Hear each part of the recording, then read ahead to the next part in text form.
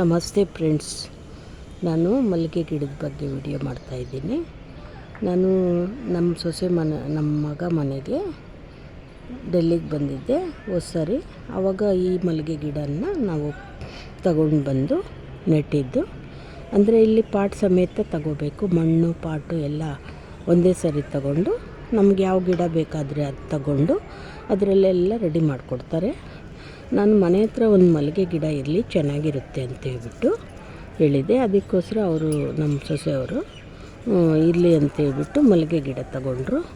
ನೋಡಿ ಫ್ರೆಂಡ್ಸ್, ಈ ಮಲ್ಲಿಗೆ ಗಿಡಕ್ಕೆ ಅಷ್ಟೊಂದು ಕೇರ್ ಮಾಡೋದಿಲ್ಲ, ಆದ್ರೂ ತುಂಬ ಚೆನ್ನಾಗಿ ಹೂವು ಬಿಡುತ್ತೆ.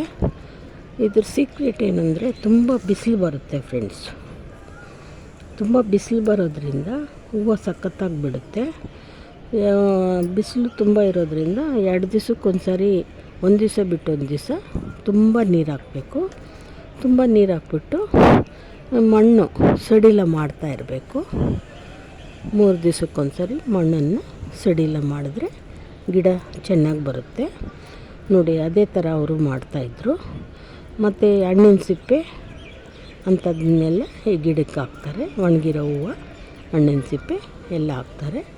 ಅದರಿಂದ ಈ ಗಿಡದ ತುಂಬ ಹೂವು ಬಿಟ್ಟಿದೆ. ನೋಡೋದಕ್ಕೂ ತುಂಬ ಸುಂದರವಾಗಿ ಕಾಣುತ್ತೆ. ನೋಡಿ ಫ್ರೆಂಡ್ಸ್, ಎಷ್ಟೊಂದು ಹೂವು ಬಿಟ್ಟಿದೆ ಅಂದರೆ ಸಣ್ಣ ಗಿಡಕ್ಕೆ ಇಷ್ಟೊಂದು ಹೂವು ಬಿಟ್ಟಿದೆ.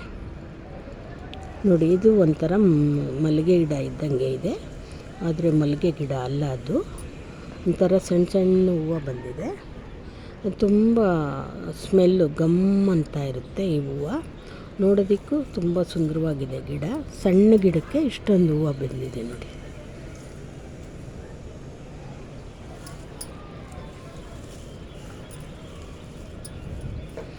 ನಮ್ಮ ಗಿಡಗಳಿಗೆ ಮುಖ್ಯವಾಗಿ ಬಿಸಿಲು, ನೀರು, ಒಳ್ಳೆಯ ವಾತಾವರಣ ಇದ್ದರೆ ಗಿಡ ತುಂಬ ಹೂವು ಬರುತ್ತೆ, ಗಿಡನೂ ಚೆನ್ನಾಗಿ ಬೆಳೆಯುತ್ತೆ.